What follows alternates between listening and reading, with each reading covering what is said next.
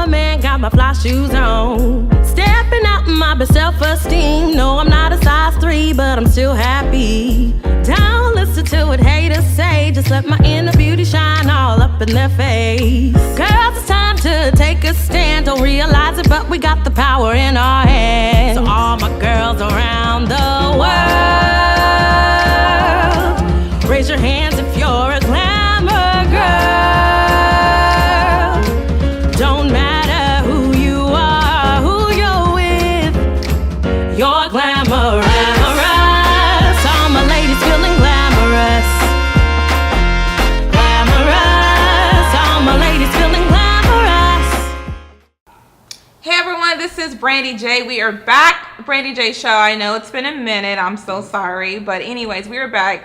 And you're going to see some different things this season, doing more things in San Diego, really getting out there and talking to the local artists in San Diego, see what's going on, how we can make our city better and put our city on a map, especially in the Black community. So that is where my focus is always going to be, and just seeing how we can better ourselves, better our community, better our artists. And with that said, we have hip hop artists. I'm going to make sure I get this right, because I was asking him how do you pronounce his name, because I was going to call him Jamal. That was it. But he was St Cyr, right? That's correct. Okay, why do these rappers have to have difficult names?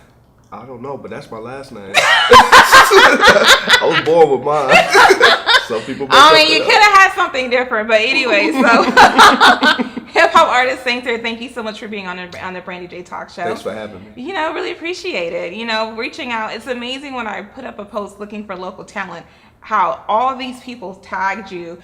And just seeing all these local artists that I was just unaware of. Mm-hmm. And my first question is do you really think that's the norm in San Diego? A lot of people don't know we have so much talent out here. I think people know we have talent. I think it's just overwhelming with the talent. Everybody raps, everybody DJs, everybody's a promoter. So when you get everybody in the same industry, it's kind of hard to just pick out one to just listen to all the time. And how long have you been in the industry? To be honest, I've been seriously doing it for about a good 10 years. Okay. Worked with a lot of different local artists and some people in the major industry as well. Okay. Yeah. And what made you decide to say, this is what I want to do, I want to be a hip-hop artist and really tell my story? I love the culture always, and I love just hip-hop. My brothers raised me on hip-hop. Bless you. Excuse me, edit that out. Okay, let's do this again. No, edit that out. Okay. I was really trying to hold it. Keep that shit in, yo.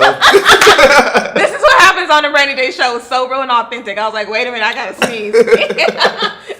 Anyway, okay, so your brother got you into the industry. Yeah, both of my brothers. They raised me on hip hop. I grew up listening to KRS-One, Rakim, Slick Rick, one of my favorites. Good hip hop. Tribe Called Quest, yeah. Okay. Yeah, that's because there's a difference. Oh, that's very true. You got to specify if it's a good hip hop or bad hip hop, because if it's bad hip hop, I was going to tell him, thank you for coming on the show. This interview has been short. So you had said a lot of your influences came from, it sounds like, more East Coast rappers than West Coast rappers.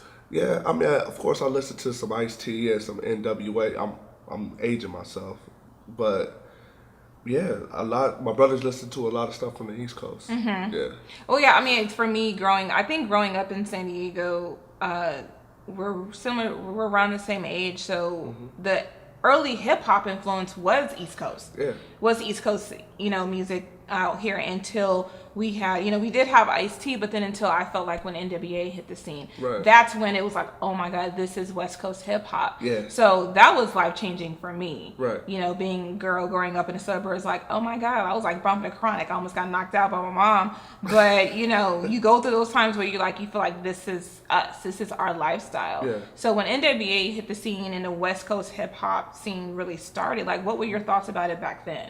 Oh, I loved it. I wouldn't go anywhere without Doggy Style in my CD Walkman.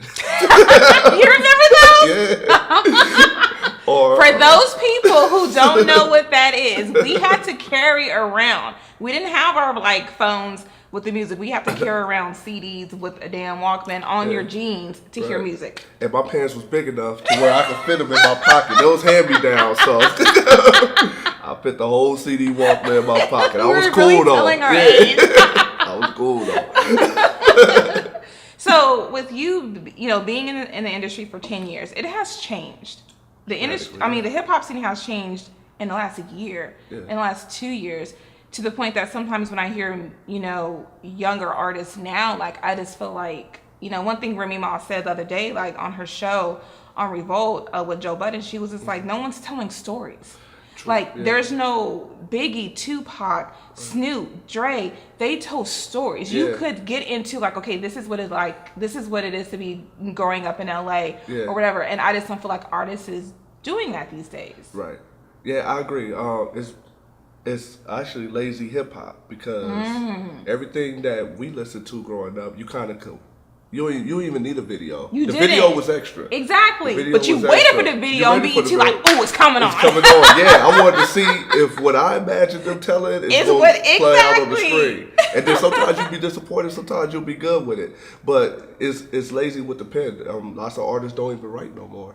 They go in there because they seen how Jay-Z may have said that he did it or Biggie said that he did it. They just go in there, try to do their own thing, and they just make what they make, which just could be crap. I mean, it could be, yeah. I just feel like, you know, when Jay-Z, because Jay-Z and Biggie had the same method as they just went in the booth, right, and laid it down, and that's just a talent. That's like a God-given, to me, that's a God-given gift to do that. So there's nothing wrong with laying out your lyrics and things like that, but I just don't feel like artists take the time to do that. Right. I just feel like they just go in there and someone's like, oh, that's a hit, and you just like, who's on your team? Like, who's lying to you? Right. And there's a lot of people in the industry that don't really love the culture. So people who love the culture actually take time and study what goes on in the culture. But do you feel like the culture is disappearing? Like, I can't really say we have a hip-hop culture. We don't have a hip-hop culture in the mainstream like we used to. It's truly underground now. And San Diego got a underground scene that a lot of people may not even know about. I didn't know about till you just said. Yeah, there's a lot of good artists. They got hip hop battles, they got DJ battles, they have beat battles. So you're gonna be inviting me, right? Yeah, absolutely. Shout out to my boy Artistic, DJ Artistic. Okay, how you gonna shout out my homeboy? Oh, shout out to our homeboy DJ Artistic. I mean, dang, how you just gonna shout out the Artistic? Don't, you know. You both are homeboys. Let's put it out there. Yeah. But, and that's the thing, like, I just feel like there's so much talent here, but you don't know about it. Right. In LA, you know about so much going on because it's LA, but in San Diego, I feel like we've always had that harder time as getting people together. That's true. Everybody's a professional too. So I think a lot of people's opinions kind of draw them away from actually going to check it out. They'll hear an opinion from somebody that they may respect on social media, and be like, oh, well, since he said it's whack, I'm not even gonna waste my time. So you get a lot of that. It's a popularity contest at the same time, but if you just step out your shell and just go check it out yourself, you might find somebody that you actually like. Well, I mean, I think that's with anything you have to do, but especially like knowing that San Diego has an underground hip hop scene, because you normally hear about that, like I said, in LA or the East Coast or down south even. You really don't hear about that in San Diego. So to hear that, it's just like, okay, we have a bigger market that we need to capitalize on as far as artists. So do you feel like the artists out here, like, are they interested in everyone coming together and working together, or are they still like more bigger egos? I think it goes with a lot. I think San Diego got a big ego problem.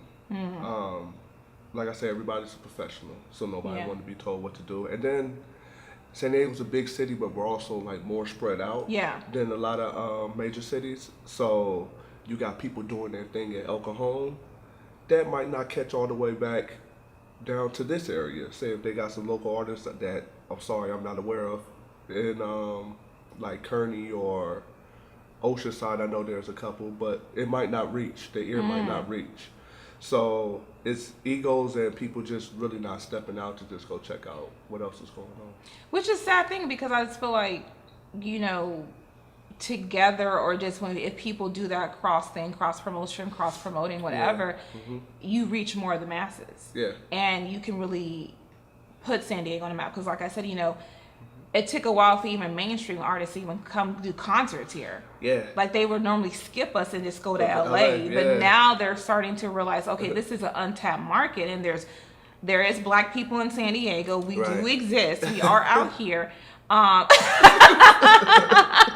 we are here. Yeah. You know, we're spread out. Right. But I just feel like if the local artists came together more, then the mainstream would pay more attention. Yeah, that's true. If we, we stronger by your numbers, right? Yeah. So that's no disagreement from me there. No, that's how I like it when they agree with me. Yeah. But anyways, we're gonna take a quick break, and I want to talk about you as an artist and more about your music, and why you continue to do what you do. So we'll be right back on the BRANDEE J Talk Show. Glamorous, all my ladies feeling glamorous. Glamorous, all my ladies feeling glamorous. Hey everyone, we are back on the BRANDEE J Show on Lux Cares TV and Connect Network. And I just want to say a quick thank you to Connect Network. Thank you so much. We are streaming on their network and New You Network as well. So we're so excited. And this is our season 2. So we have, a lot in store coming for you guys, but it's not about me, even though I would love to be about me. We have hip hop artist St Cyr on the show right now. I'm so tempted to call him Jamal. Like, you should not have told me your government name. They both got government names. Black folks like, why you gotta call me about my government name? But we're just talking about the scene in San Diego. So you as an artist been doing this for 10 years. Like, what is for people who don't know you as an artist, explain to them what type of artist you are, and what's your focus on with your music. Okay, so I'm a hip hop artist. Right now I released an album called Soul, Some of Us Live. I like to tell stories in my rhymes.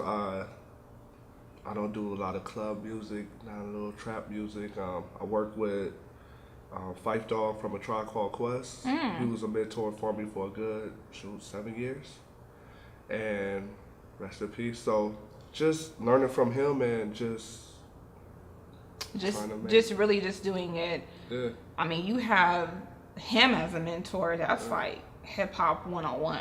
Yeah, and 102 and 103 and 104. So you continue to be a hip hop artist more as is gangster rap, or just meaning just going back to the roots of hip hop. Right. Do you feel like as an artist, people still want to hear that type of hip hop music? I mean, this is with everything going on right now. From what I learned, with Kanye West and freaking costumes and stuff, and yeah. Just saying, like, I don't know what the hell that's about. True. From what I learned, everybody want to know. Nobody could tell your story. Yeah. So, if your story is being a gangster rapper, tell your story in the best creative way that you can tell your story as being a gangster rapper.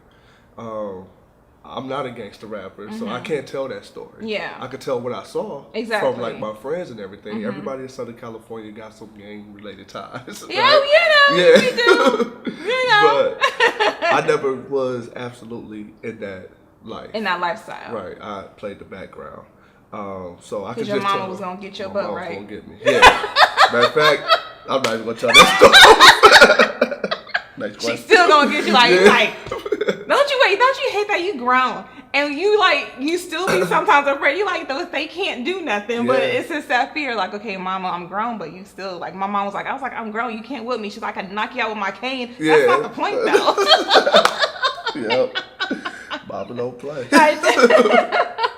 But you being a hip hop artist, you telling your stories and things that you have seen and witnessed, obviously that shaped you as a man as well. And like you said, majority of people in San Diego, we do know someone who lived that lifestyle. Yeah. So what made you stay clear of that lifestyle and not getting more involved in it?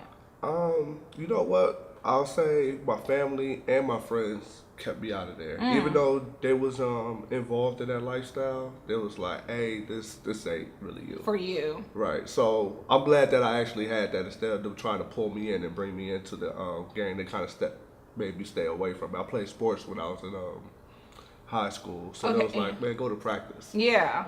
So just good leadership in the community. Older homeboys telling you just to go home and stuff, and my brothers like, you join the gang, I'm gonna beat up whoever jumped you in. So So Well, just yeah. being fearful. My brother's just 10 and 12 years older than me. So Okay, so it you're was the like youngest. a father figure. Yeah, I'm the Got youngest. it. Uh-huh. Baby connection where I'm the baby too. Okay. But, you know, we just like to be hard headed sometimes. Just Sometimes do you it. do it, yeah. We want to see it for ourselves sometimes. I know, like yeah. you really don't get me. Like I just want to see how it is. So you releasing an album. Yes. And is this album different from your past albums? It's very different because it's actually hip hop that I really wanted to do. I work with a group too, Boom League. We do a lot of local shows out here. And with a group of 7, it's hard to. Oh yeah, so y'all like Wu-Tang clanging it up. Yeah. Okay. So with a group of 7, just imagine all those egos and personalities. You don't always get to do the music that you really want to do. Okay. This time I actually sat back and wrote out some music that I really just wanted to do, that I was happy with. Let a couple people hear it, and it was like, this is real smooth vibe. Okay. Yeah, so I'm glad to get back in my pen and just. So is this a solo album? This is a solo album. Okay, so how long have you, in your whole career, have you been a part of the group? No, this is about 5 years I was with the group, and then before that we all were solo. Okay. That, yeah. So what made you guys decide to form this group? They had like a little talent search hip hop show in San Diego. It was called the Artist Search back in the day. DJ Billy Knight was the spearhead of it. So let me see. It was about 5 of us that won. Okay. It was once a month. And then at the end of the year, we were supposed to all come together and collaborate somehow. Yeah, like go against each other for like the big check. Got it. That never happened. But well, you never got the check, or no. We never. They never had that talent search that made us. And how long ago was this? This was years ago. This was about maybe 7 years. They ago. know they wrong for that. They wrong for it. Y'all wrong for that. I don't know what happened. But see, what had happened was. But without any bad luck, there wouldn't be any good luck at all. So yeah. A lot of us came together and we formed a group. So a lot of the winners came together and formed a group, and lots of people was expected to hear from us. That was coming to that show. Okay. And we formed Boom League. Oh wow. Yeah, it was supposed to be a clothing line, and a compilation album. Okay. Of like a lot of the winners, and my guy Trey Peasy was the spearhead of that, and then we liked the vibe with each other and just kept it moving. Well, that's good. I just feel like being a part of a group with so many different personalities is hard. Yeah. And especially when they're artists, because when you're creative, yeah, it's always like you want to do it your way. You don't want to listen to anybody. Right. So are you guys still doing music together now? Yeah, we're still doing the music. Everybody, like I said, everybody was solo artists at first, so a lot of people was working on their solo. Okay. But we still meet once a week. And they're all local San Diego artists? They're all local San Diego wow. artists. Yeah, so Jay Watt, he owns the studio. Everybody just doing their own thing. Okay, so when do you guys get in the studio? Like, do you guys because for equipment nowadays, everyone doesn't have to be in a studio, but right. I feel like that's where you feed off each other. Yeah. And that's like some healthy competition, I feel like. So do you guys still all 7 get in the studio and record, and how is that like? Best verse gets the track. Okay. Whatever you everybody come with their best verse. If it fits, it fits. If it don't, no hard feelings. Maybe next I'm track. sure there has to be some hard feelings. It could be some hard feelings, but you gotta understand there's 7 of us. So. I mean, truth be told, we in the studio cussing each other out every day. Okay. Or laughing every day. Both actually, because it's a brotherhood, and like I said, it's I want to be there one time, like just to film this. We gotta go through. Film this, Annie, because if they cussing each other, I'm gonna be right there just cracking them. I ain't gonna lie. You gonna be cracking I ain't gonna up. lie. I'll be just like, these people is crazy. Like they. Oh man, you see some people, they think we hate each other. Yeah. Yeah. But it's probably just like you said, healthy competition. Everyone feeding off each other, and just really, I just think that's good hip hop. Yeah. And it brings out the best in you as an artist when It you does. have like your brother next to you saying like, that's whack. Like what the hell's wrong with you? You better than that. And Right. sometimes I think you just need that as an artist. You do. You Yeah. do. It humbles you fast. So you have your album coming out, and do you guys have a group album coming out too? We do. Okay. We have, actually, we got 2 that's ready. Don't ask me what the holdup is. Okay. But we have 2 that's ready right 2 now. albums. 2 albums out there. So y'all probably got like what, 10 songs on each album? Yeah. So you got 2 albums ready. Mm-hmm. So all these songs, like, come on, what's going on? Are we putting them out slowly? I don't have all the answers, Sway. I'm just saying. Oh, he called me Sway. That's a big compliment. I'm coming for you, Sway. That's a big. I'm just saying, you got like, as artists, like you gotta, especially nowadays, you have to keep going and going and going because people's attention spans is not what it used to be. No, not at all. So you guys have 2 albums. Yeah. Like, do I need to come to a session? Like, what the hell is going on? Please. Okay, so I will be there. Just Please. you know, Boom, you know. Brandy's coming to the studio. Yes, I will be there. Brandee Curvy J is coming. Like, what the hell's going on? Yeah. You know. Yeah, we need that. They gonna be like, who is she? Don't worry about it. Don't worry about it. We got just things need to this do. kicking ass Yeah, right we got things to do. We got some shmoney to make. Well, I'm so happy you were able to come on my show. Thank you so much. Please let the people know where they can find your music and all your social media handles. Got you. So you can find us on boonleague.com. That's BOON league.com. At Boon League on Instagram. My personal Instagram is 619 SAINT. 619 Saint. See, that's simple. You know, I think my video guy, I think he's gonna go follow you right now. But thank you so much for being on the show, and we really appreciate it. And continue to support us. Yeah, you know, absolutely. There's no one out there really doing it like Brandee Curvy J. But thank you so much. Again, thank you guys so much for tuning in to this episode of the Brandee J Talk Show on Lux Curves TV. We have so much coming up for this season. We will be wrapping up our season 2 and then prepping for season 3. But again, thank you so much. And I'm always loving to have local hip hop artists on my platform. Right. Music is my first love. Like, it is my stress reliever of all things. So I would like to be in a studio with you guys one day. Yeah. We can film it and talk to everyone because, like I said, I'm all about supporting local talent. But thank you so much again for being on the show. So we will see you guys next time. Continue to follow us, Lux Curves. That's always Curves with a K. Brandee Curvy J. Brandee Curvy J. You know, it's not hard to find all this. Anyway, so thank you so much for tuning in and see you next time.